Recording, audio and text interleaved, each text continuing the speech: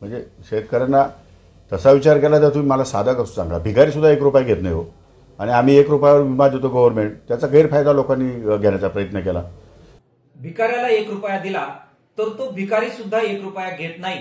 आम्ही शेतकऱ्यांना 1 रुपयात पीक विमा योजना दिली, अशा प्रकारचं वक्तव्य राज्याचे कृषी मंत्री माणिकराव कोकाटे साहेबांनी केलेलं आहे.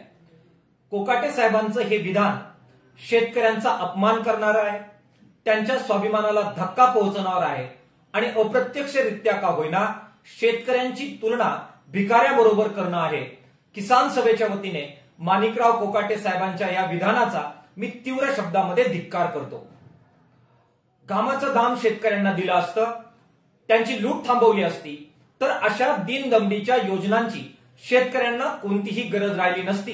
किंबहुना शेतकरीच आपल्या घामातून जो कोट्यावधी रुपये सरकारी तिजोरीत कराच्या रूपानं जमा करतायत, त्यातूनच या योजना राबवण्यात येत असल्यामुळे कोकाटे साहेबांनी जो 1 रुपयात पीक विमा योजना दिल्याचा दाखला दिलेला आहे, तो कोकाटे साहेबांनी किंवा राज्याच्या मुख्यमंत्र्यांनी किंवा संबंध राज्य सरकारने त्यांच्या स्वतःच्या मालमत्तेच्या खिशातून तो पैसा दिलेला नाही, तो सरकारच्या तिजोरीतून दिलाय. आणि ती सरकारची तिजोरी शेतकरी श्रमिकांच्या घामाच्या पैशातून भरलेली आहे. ही बाब माणिकराव कोकाटेंनी नीट समजून घेण्याची आवश्यकता आहे.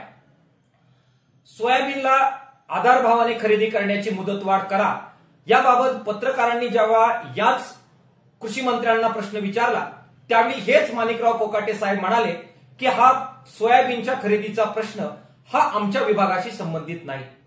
त्यांनी तो संबंध प्रश्न पणन विभागाकडे ढकलला. स्वतः जबाबदारी घ्यायची नाही, शेतकऱ्यांना घामाचं दाम द्यायचं नाही, त्यांना लूट करणारी संबंध धोरणं राबवायची आणि दुसऱ्या बाजूला त्यांच्याच घामाच्या पैशातून जो पैसा तिजोरीत आलाय, त्यातून ज्या योजना राबवण्यात येत आहेत, त्या योजना राबवण्याच्या बदल्यामध्ये त्यांची तुलना अप्रत्यक्षरित्या का होईना भिकाऱ्याबरोबर करायची, ही जी मानसिकता कृषी मंत्र्यांची आणि राज्य सरकारची आहे, ही अत्यंत निषेधार्ह आहे. त्यांनी याच्यामध्ये सुधारणा करावी. राज्य सरकारने आणि कृषी मंत्र्यांनी हे विधान तातडीने मागे घ्यावं, शेतकरी समुदायाची माफी मागावी आणि शेतकऱ्यांना घामाचं दाम द्यावं, या प्रकारची मागणी किसान सभेच्या वतीनं आम्ही करतोय.